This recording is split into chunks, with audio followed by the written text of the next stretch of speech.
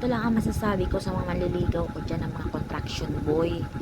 Huwag nyo na subukan. Kasi wala kayong pag-asa sa akin. Hindi ko pinangarap magkasawa ng contraction. At isa pa, kayong mga contraction, ang babaho, tsaka ang dudumi nyo.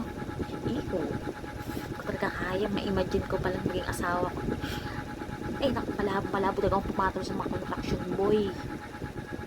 Para alam nyo, kaya huwag na kayong lumapit-lapit sa akin kasi or manligaw. Wala akong balak kasi ayoko nanditiri ako sa inyo. Tsaka yung sweldo nyo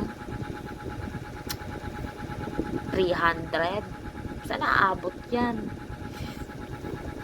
Sa mga make-up ko pa lang, sa mga pabango ko, lotion ko, sa tingin mo makakabili yung 300 mo, kulang pa yan.